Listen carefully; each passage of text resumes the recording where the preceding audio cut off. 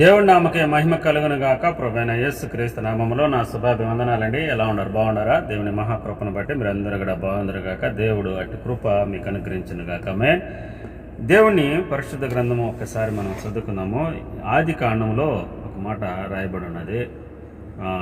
39 అధ్యాయంలో 2వ వచనంలో ఒక మాట రాయబడి ఉన్నది. యోసేపును గురించి మనం ఒకసారి ఈని చదువుకొని బలపడదాం రండి.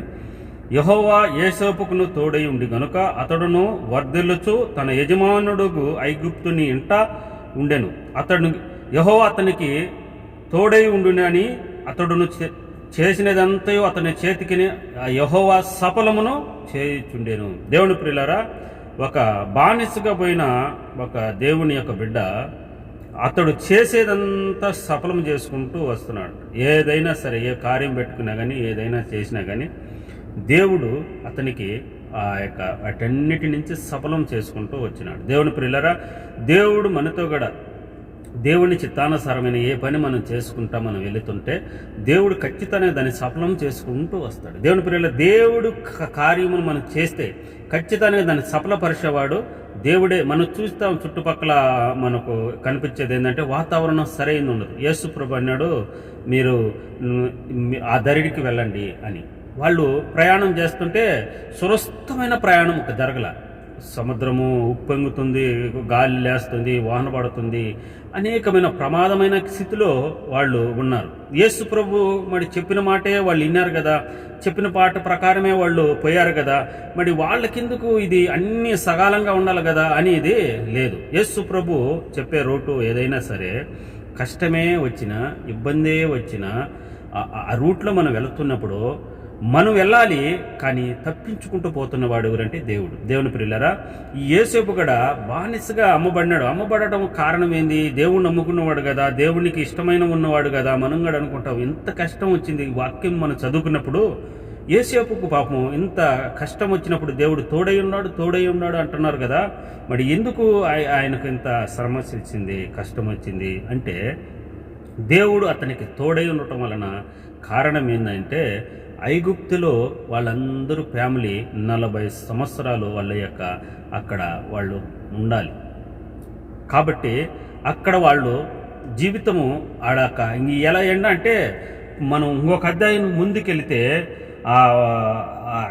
38లో చూస్తే ఏదో అతన్ని తండ్రి నుంచి వెడిగా వెళ్ళిపోతాడు. కాబట్టి ఈ కుటుంబం చల్లా చెదురు అయిపోతూ ఉంటుంది. ఇంకా కరువు దినాలు రాబోతున్నాయి. కాబట్టి కుటుంబాలు ఏమవుతుంది?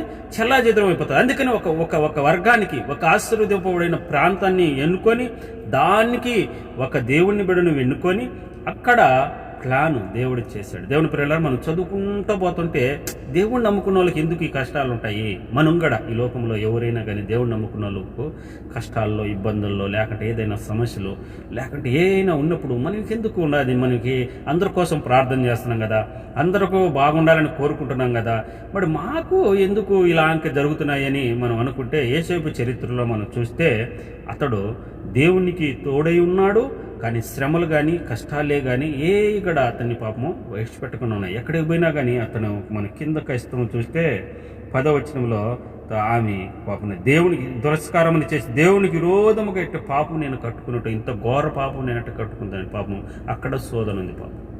దేవుని పరిశుద్ధమైన వాక్యంలో మనం ఒకసారి చూస్తే ఇదే అధ్యాయంలో 23వ వచనంలో మనం ఒకసారి చూస్తే, యెహోవా అతనికి తోడై ఉండి అతని చెరసాలలో అధిపతికి అతనికి మీదికి అప్పగించెను. దేనిని గురించి విచారణ చేయక ఉండేను కనుక అతడు చేసినది యావత్తు యెహోవా సఫలము చేసుకుంటుంది. దేవుని ప్రియులారా, ఒక జైల్లోకి వెళ్ళాడు. కానీ జైలు అధికారంట ఇతనికే అధికారం అన్నీ వచ్చినట్ట. ఏది మరి ఆ ఖైదేడి, వాళ్ళేది, ఏది వాళ్ళు ఎవరు ఏ మాట ఇంకా అడిగాడు కాదంట. ఒక ఖైదీయే ఒక ఖైదీ కాడికి వెళితే ఇతనే ఖైదీ. అలాంటి వాడు ఆయనే ఖైదీగా ఆడికి వెళితే ఆయనను ఏమీ కాదు, కానీ ఆ చెరసాల్లో ఉన్న వాళ్ళు ఎంతమంది ఉన్నారో అంతమందిని కూడా ఏమి జరిగింది, ఎక్కడ ఏది అడిగేది లేదండి. దేవుని పిల్లరా, ఎందువలనంటే ఇతడు దైవ చిత్తము కలిగిన వాడు గనక దేవుడు ఇతని చేత ఏదైనా సరే మన మీద కటాక్షము కలుగుతే అనేదంటే యజమానులకైనా సరే పనిచేసే వారికైనా సరే మనకు జరుగుతున్న కార్యాల్లో మనం కష్టమైన స్థితిలో ఉంటాయి. పౌలు శీలలో బంధకాల్లో కష్టమైన స్థితిలో అధికారులే తిరగబడి వీళ్ళను ఖతం చేయాలని అందరినీ పాపము బేడీలు లేకుండా ఇచ్చిపెడితే వాళ్ళను పండుకున్నప్పుడు కూడా బేడీలేసి పండబెట్టినారు పాపం. ఎందుకంటే అంత కసి. మరి ఆ యజమానులతోనే దేవుడు మాట్లాడినప్పుడు వాళ్ళే బాప్తీసం పొందుకున్నారు. వాళ్ళ రాత్రుల్లోనే మేము మాకు సమయము మాకు ఉదయాన్న మాకు అవసరం లేదు, ఈ రాత్రే మేము బాప్తీసం పొందుకోవాలని ఆ యజమానులే బాప్తీసం పొందుకుని ఎవరైతే బంధించినారో, ఎవరైతే యోసేపును చెరసాలుగా ఖైదీగా ఒక ముద్దాయిగా చూసుకున్నారో అదే యోసేపు ఆ యొక్క ఐగుప్తు దేశానికి అతడు 80 సంవత్సరాలు అతడు ఏం చేశాడు, ఆ యొక్క దేశాన్ని పరిపాలన చేసే నాయకుడుగా, ఆహారంకు ఆ యొక్క దానికిగా ఉప ముఖ్యమంత్రి అంటారు కదండి, అలాగా అతడు ఉన్నాడు.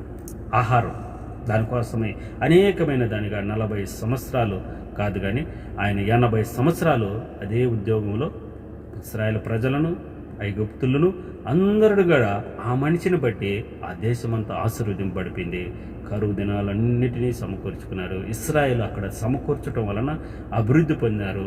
అనేక మంది కూడా దేవుడు ఏది కూడా దేవుడు కష్టం వెనకల 2 అంతల ఆశీర్వాదం దేవుడు ఖచ్చితంగా మనం ఇస్తాడు. ఏ జీవితంలో మనం చూస్తే కష్టం వచ్చింది పాపము, మన ఆశీర్వాదము 2 అంతలు ఎక్కువగా దేవుడు ఇస్తాడు. దేవుని ప్రియులారా, ఈరోజు దేవుని నమ్ముకొని నువ్వు కష్టం అనుకుంటున్నావా, ఇబ్బందులు అనుకుంటున్నావా, లేకుంటే నా బాధలు ఏమి చేసి ఎక్కడికి పోయినా కానీ నా యొక్క ఇది ఇలాగే ఉన్నాయనుకుంటున్నావా? దేవుడు అంటున్నాడు, కొద్దిసేపు నువ్వు ఆలస్యం చేసుకొని కొద్దిసేపు నువ్వు ఉంటే దేవుడు అంటాడు రెట్టింపు రెట్టింపు రెట్టింపు ఘనత, రెట్టింపు ఆశీర్వాదం దేవుడు నీకు ఇస్తాడు. దేవుడు అని నమ్ముకున్న బైబిల్ గ్రంథం చెప్తుంది ఏంటంటే, చూసే వాళ్ళకు చిన్న చూపుగా ఉండొచ్చు కానీ దేవుడిని నమ్ముకున్న వారు ఎన్నడూ కూడా సిగ్గుపడరు అని వాక్యము పదే పదే పదే పదే అనేక మార్లు రాయబడినది.